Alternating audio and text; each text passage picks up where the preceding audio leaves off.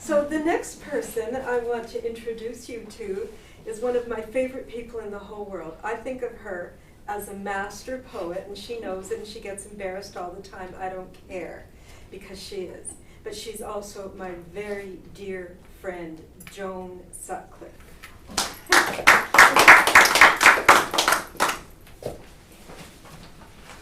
Well, thank you for your nice words, honey. I always used to think I had to apologise before I started reading. Anyway, I won't this time then. Good. Okay. When the COVID hit, I joined a group that, when I say an online group, we just sent emails to each other. You know, somebody had sent a prompt out, and whatever it was, whatever it struck you, sometimes they were nothing like the prompt. But, and this one was, somebody sent out two paintings, and I hate to say it, but I've forgotten the artist. But one was of a woman, like I guess sort of that Victorian age, I'm not sure, she was looking out of a window, sort of longingly. And then the other, they weren't really connected, but they were by the same artist, was a man, and he was sort of standing on a hilltop, and there was like a fog in front of him. So anyway, that's what the poem was. I think they call it ekphrastic, don't they? When it's based on a work of art. Anyway, I called it The Window. Yet again, she stands at the window, her gaze traversing the distant peaks, the forested slopes shrouded in mist. As countless times previous, she is aware of the sensation of a presence standing behind her. Turning around, there is no one there, only as always a slight trace of tobacco gently assails her nostrils. Her eyes return to the distant panorama. Barely perceptible is the feathery touch of an ethereal hand on her shoulder, and the almost inaudible sound of a sigh. Alone in her room, alone in her house, she ponders once more the inexplicable mystery. Long ago, he also stood at this window, his yearnings drawn to the mystical mountain, his heart calling out to the wooded hillside, the craggy rock face towering above, with hint of snow lost in the clouds.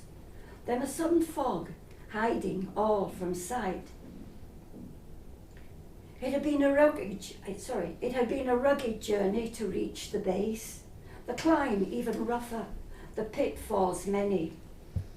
It taxed his strength to the utmost limit, but the view from the heights stupendous. Valleys glistening in emerald fertility, plateau of wild flowers in abundance, plateau of, I should have my glasses, I think. A condor circling below his gaze. The avalanche had come upon him unexpected, roaring down from the surrounding range, sweeping him down into a snowy grave. A wandering ghost now, he seeks to recapture his old lost longing through the eyes and feelings of another. I'm going to bring that. Do you need your glasses? Do you want me to give you your purse?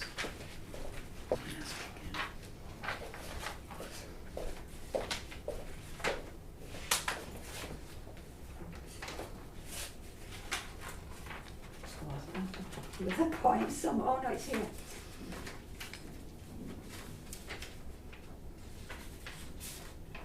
I'll just call this a character. Somebody said I should have named it Freddie, but I know a Freddie, and I thought if he ever reads. Anyway, he always danced to a different tune, and by many was judged as a crazy loon. His heartbeat throbbed to a special song. That was the music that spurred him along. His hairstyle outrageous, colour dyed red, abhorred by many who cut him off dead. He shrugged his shoulders and didn't give a hoot, like the way he wore an outdated suit. He used a language with unusual words and was frowned upon by the common herds. But when ideas dawned, he spoke his mind, a little vehement, but never unkind. Although he was often shunned by the crowd, perhaps he felt sad, but never was cowed. He was true to himself, but ready to change, when wisdom taught him to rearrange. His character was wild, but on the whole, he lived a good life and had a good soul.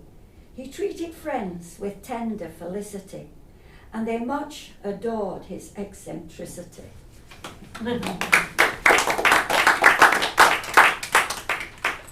I guess I'll just read one from this book. Oh, wait a minute. Why don't you tell us about the book? Oh, well, it's one that I told you about the group I do online.